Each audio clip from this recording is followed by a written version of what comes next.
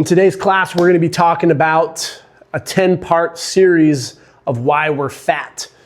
So why you're fat, the first law that nobody escapes. You cannot out-hormone the first law. And what is the first law of thermodynamics? Energy cannot be created nor destroyed, only transformed or transformed. Created nor destroyed.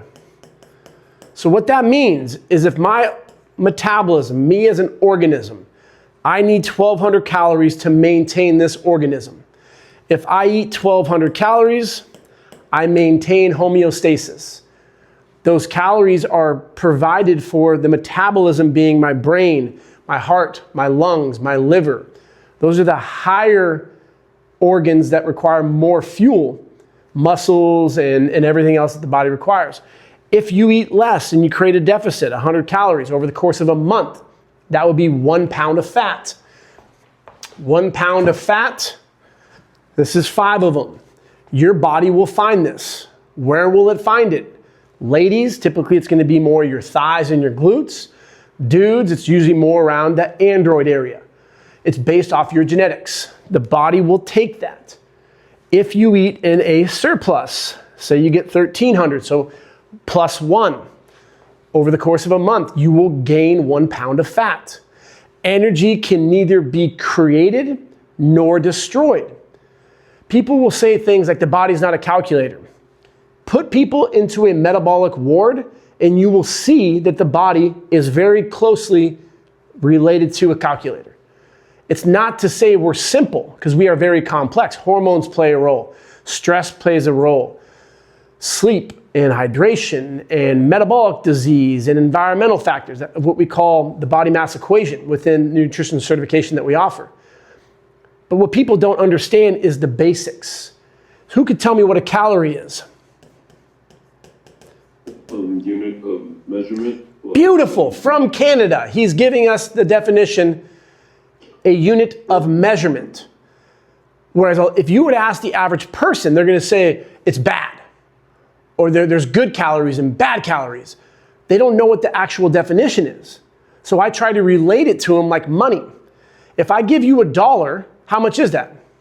That's a stupid question, Chris. It's $1. Great. If I give you 100 pennies, how much do you have? Come on, dude, that's stupid. It's $1. It's the same thing. There's no such thing as good calories and bad calories. There's calories that are more dense, that have more nutrients. 100 calories of an apple versus 100 calories of God's greatest gift, which is Gushers, way different. The Gushers taste better. No one can argue that. And if you do, you're a psychopath. But there's nutrient value behind the apple. You're going to get micronutrients. You're going to get fiber. A lot of health benefits. So then again, people will say, well, that's okay, I get it. That's good, that's bad. No. Because if there was a such thing as good and bad, if you get into a well, let's pretend like, if to age myself, the movie Silence of the Lambs. And you're at the bottom of a well, and there's a little hose that's just dropping out water, so you will survive with hydration. If you're in there for 15 days, you're going to lose a lot of weight. And if you're getting close to that, they say about 21 or so days when you're probably going to die if you don't have food. If I throw you 10 king-size Snickers, your body isn't going to go, oh, these are bad calories, we're going to die. You're going to live longer because it's a unit of measurement. The technical definition is increasing the degree of water 1 degree Celsius. And so where we get in trouble is we don't understand what calories are. So I did a post on this the other day. How many calories are in this chicken parm? And if you know the answer, don't say it. Let other people engage. But these are great experiments with the survey of your clientele to help them understand what calories are. Chicken parm, not bad, not good. But if you were to guess, this is from a restaurant. I already had a couple bites of the carrots, green beans. We got some cool little oil over here, cheese. Do you think this is low calorie chicken? Do you think it's cottage cheese? No, it's the fattiest stuff because it tastes amazing. Anyone want to take a guess on how many calories this would be, on how I would calculate this? 1550. 1550. Now, if you look at the best in the industry, trainers, still 20% were going between 350 to 650. 750 to 850, 45%. This group right here, I didn't have the other answers. So I didn't have 12 or 14. It only gives me 4 slots. 1550. Now what we know based off of the first law of thermodynamics and what a calorie is, when it comes to the population as a whole, we underestimate how much we're consuming, we overestimate how hard we exercise. That's why I don't like calculators, because people look at it and go, do I work out not that much? I work out a little bit. Oh, I work out a lot. Oh, I'm freaking David Goggins. Oh, I'm David Goggins. Yep, that's me. And they give themselves a higher multiplier. So then they get that calorie. Oh, I get to have 4,700 calories because I garden once a week. But I garden hard. I go ham. No, you don't. And so this helps people understand what a calorie is. I'm not saying that chicken parm was bad, but if you made it at home, you can choose less calorically dense options. I had a student reach out and say, hey, Chris, how are you? How much does it cost for a one-on-one consult for you or one of your instructors? If you want one-on-one time, it costs a lot of money. You can get it, but that's why we have these calls. You get these mentorship to ask these types of questions. Because as we were saying earlier, time is money. And if I do a 1-hour consult with you, I'm going to charge you my hourly rate. These calls are for you to ask these questions. I'm working with an obese client and I need some help with nutritional counseling. I calculated all the macros based on her food log and not sure how to change things because she seems to be eating within a good calorie range, but it doesn't make sense with her weight. Just thought I would review with someone to make sure I'm calculating everything correctly. I love that she is charging for nutrition, but I asked her, do you have photos of all the food for a week? And she said, well, I had her do a food log. I've done that as well. And when you have a client that do a food log, a 165-pound individual, the average woman in the United States weighs 169 pounds. So this is an average person. The average person put on 30 pounds during COVID, 1.5 to 2 pounds per month. Dudes, 190. So if you just do a simple guesstimation, times that by 10, that's your homeostasis. If you want to lose, you got to be under. You want to gain, you got to go up. Yeah, there's other more complex equations, 1.2 multipliers, yeah, but just simplicity for today's class. She said that she's eating 1,450 calories. Here's her food log. For breakfast, I have a white egg and coffee. Oh, it's so beautiful. Lunch, wings and fries. Dinner, vanilla almond cereal, 2% milk. Snack, pineapple. This is why your clients are struggling and why you pay us a lot of money as a coach, because what the fuck does that mean? Did you eat the whole pineapple? Did you have a slice of pineapple? White egg, 1, 30? What does it look like? Because your clients are going to say, I had a small chicken parm at the restaurant. It was like their little sampler size. It was super healthy. It was 400 calories. Your clients are the ones who are choosing this. So it's not to defame or make your clients feel bad. It's to educate them that this is 1,500 calories. You thought it was 500. So you are in fact not eating 1,450 calories. Why? Because the scale isn't moving. I told you from the beginning, we will weigh ourselves once a week, but I'm going to put a little bit of emphasis in it. It's not the end-all be-all. I'm more concerned about your pull-ups, your push-ups, how much you're back squatting, how much you're hip thrusting, what's your mile time, what's your grip strength, what's your blood pressure. I put the priorities there, but you, being the psychopath that you are, and I'll always make my clients laugh, you put everything on this coin flip, which is the scale. So if the scale is going up and you're putting these on, it is because you're consuming too much. If you were truly eating that, The first law states energy can neither be created nor destroyed. So if you should be getting, say, 2,000 calories and you're eating 1,500, that is a deficit of 500. So in a week, you would lose weight. So that's why when you have a breakfast burrito, what in the fuck is a breakfast burrito? Because 140 calorie tortilla is not a lot. And when you go to a really, really good Mexican cafe, they give you these ones, which are 600 calories. And the beans, or if you cook them at home, or if you get them out of the can like I did last night, a fourth of a cup, 65 calories. They're getting their beans, they're refried, and they're cooked in lard, and they're putting amazing taste and stuff in there, butter and all that stuff. It tastes amazing.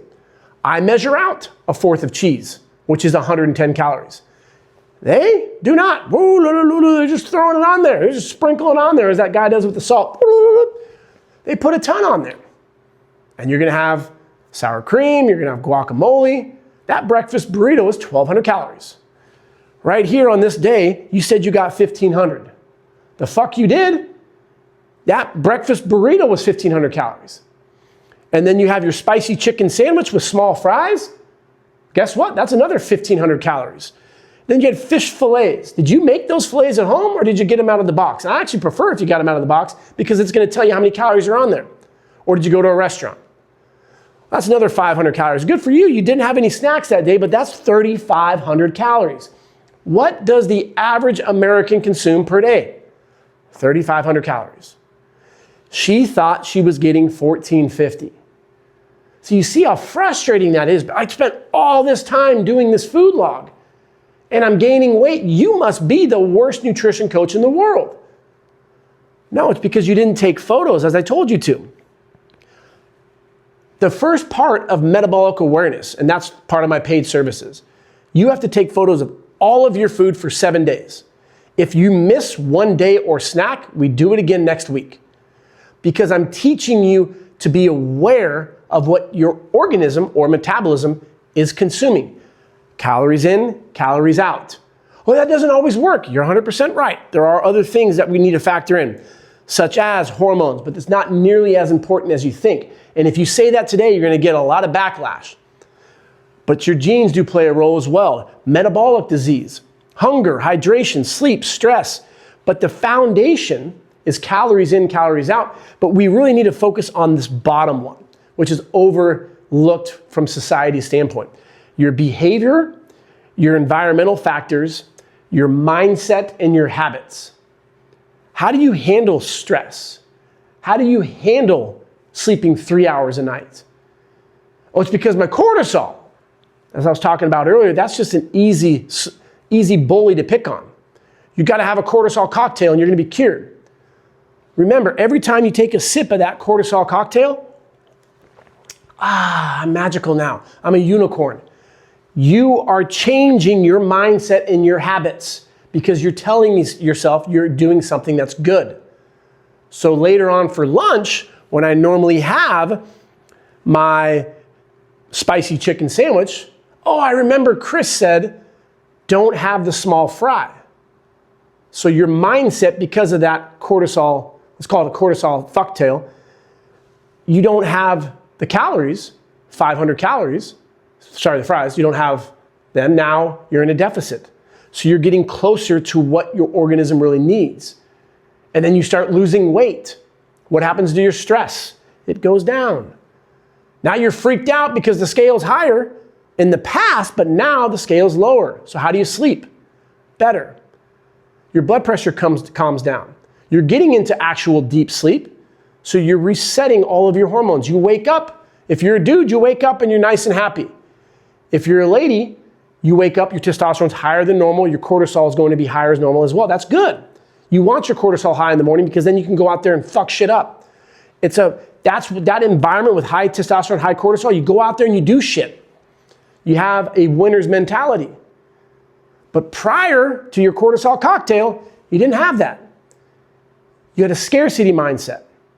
You weigh yourself, the scale's up, so then you're more likely to snack on tamales and fried teriyaki chicken bowls. And I'm not teaching you or showing you this stuff is bad. No, not at all.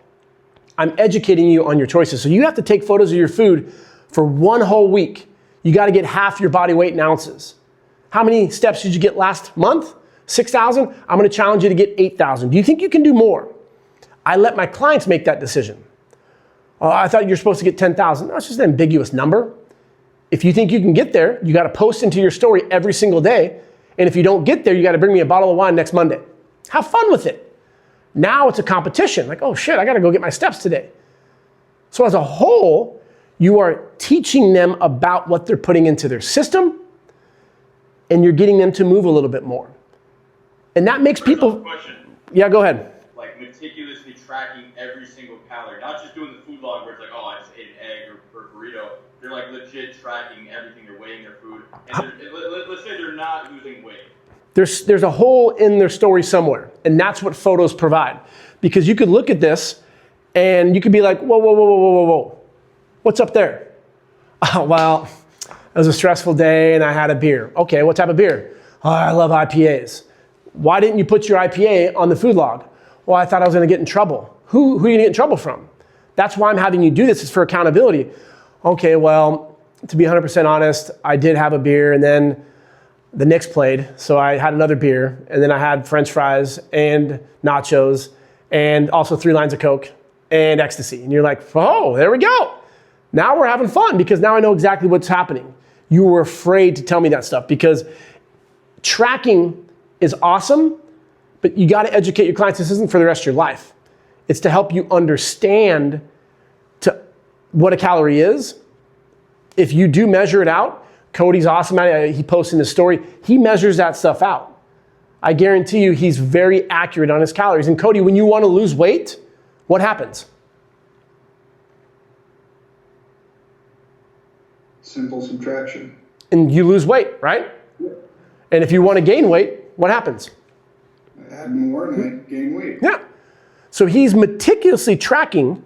He's measuring out everything with a scale. So that's why when you buy this coaching program, I give you a scale. I'm going to challenge you for 1 week. Don't eat out. Oh my God, it's going to be so hard. I'm not saying never eat out again. I'm saying I want you to understand what goes into a burrito when you make it at home. Take a photo of the package for the tortillas. Oh, these are healthy tortillas because they're carb balanced and there's 29 grams of fiber. Now, you're going to be shitting your pants after you're eating that. But there's 250 calories in it. Well, it takes away because the net calories in, calories out. Yeah, that does play a role within reason. But if you have 7 of those burritos, how do you know what you're getting when you go out? And again, it's all in the conversations you have with your clients. I don't say, oh, you're doing it wrong. You don't know what calories are. I'm like a superior person, and I'm talking down to you. I tell people my flaws all the time. Last night, I had probably 4 glasses of whiskey, maybe even more. Why? Because a student gave it to me because he got hired at Equinox here in Santa Monica. Nice red breast, it was like $150. Tastes great. I knew I was going to be consuming more whiskey yesterday. So guess what I had for breakfast? Nothing. Guess what I had for lunch? Nothing. I'm able to control my hunger by getting enough water. And I use that as, okay, today I'm going to have a little bit more calories, so I need to modify what that looks like. It doesn't need to be just for a day, though. It can be for the whole week. And that's where a lot of people get in trouble, is because when they do their tracking, you could have Monday, Tuesday, Wednesday, Thursday, Friday, all at a deficit of 200. So that's minus 1,000 for the week. But then you have 2 cheat days. And you're like, yeah, cheat, I have whatever I want. Go back to her food log.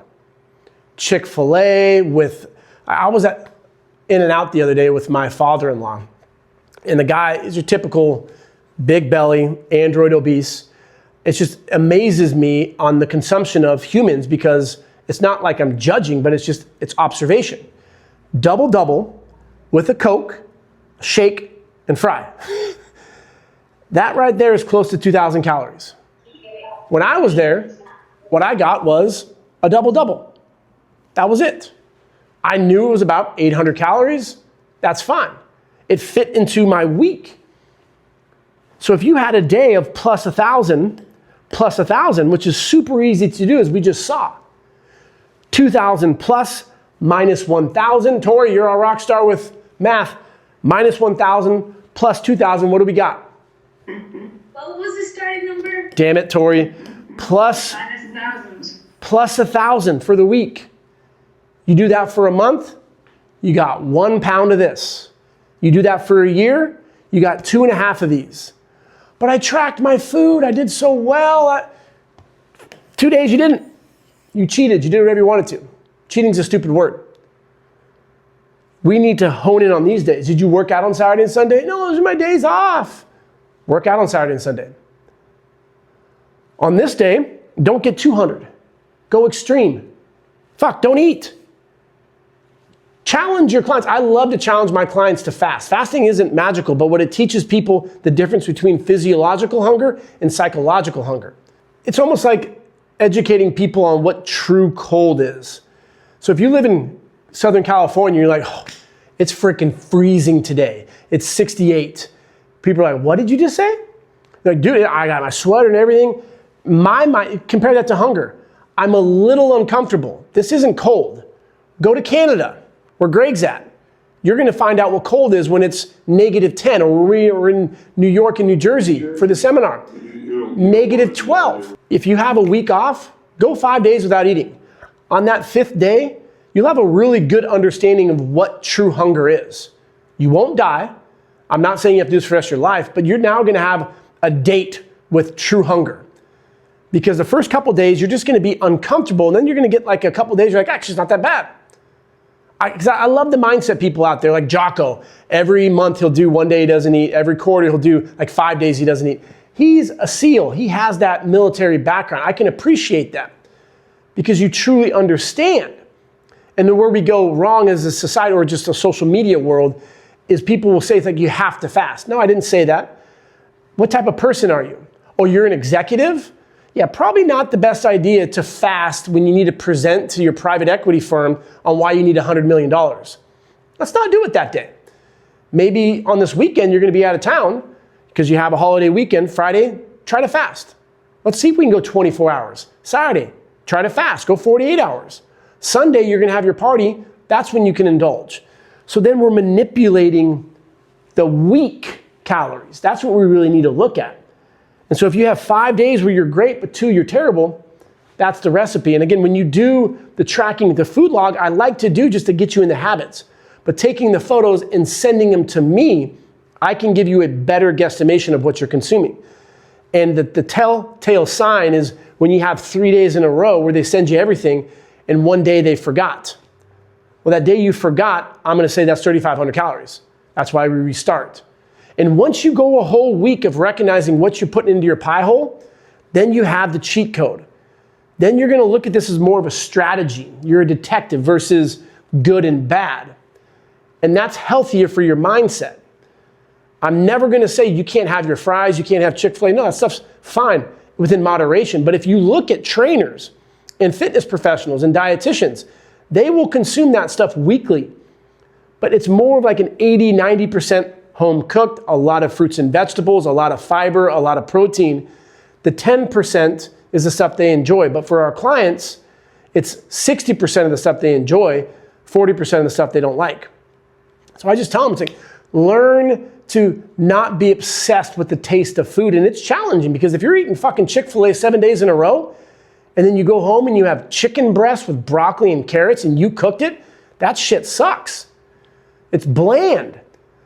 Maybe the food engineering that people are creating and the addictive stuff that they put into it, it's done on purpose. So we have to re-engineer your habits and your behavior.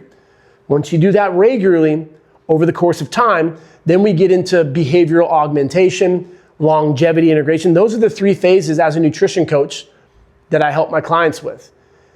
Phase 1 can take a long time, but at least they understand the stepping stones. Because what happens is when they truly optimize the metabolic awareness of what they're putting in, the scale starts dropping. Stress goes down, sleep improves, hydration improves. They actually start getting close to 1.6 gram per kilogram in protein per day for their body weight in kilograms. That's empowering. Their workouts are improving. The best feeling in the world is when you get a text from a client on a Sunday and say, hey, guess what? I didn't go to brunch and get blacked out drunk. I just did a 4-hour hike. That's them winning. That's that matrix effects with Keanu Reeves when he pauses the bullets. He knows what he's capable of doing. Your clients now understand, oh, you know what? That bottle of wine that I was drinking every single night for 3 years, I was ashamed to tell people, and I just kind of hid it. That's why. I wasn't sleeping well. It all factors in. And so when you explain it like this to your clients, it's helpful because you're not saying it's just calories in, calories out. And that's what some people will do. And we get in these fights. No, it isn't about calories. Well, yeah, it is. You just are not aware. You don't know what it's like to run a mile without a vest on. You're running a mile with a 40-pound backpack on and a freaking parachute behind you, and it's taking you 15 minutes and you think that's normal. I'm helping you understand what the distance is. And I'm comparing calories to distance because that's what it is. A mile in the rain is still a mile in the snow. It's still a mile if you're driving, if you're walking. It's the intensity and intent behind it. Same with calories. 100 calories in broccoli is not 100% equal to 100 calories in protein because of the thermal effect of food. Diet-induced thermogenesis, these all play into it, but it's 100 calories. Yeah, you're gonna burn more from the protein, but if you had 100 calories in Gushers versus 100 calories in something else, it's still 100 calories. I'm educating you on all this stuff. What are some questions that we have?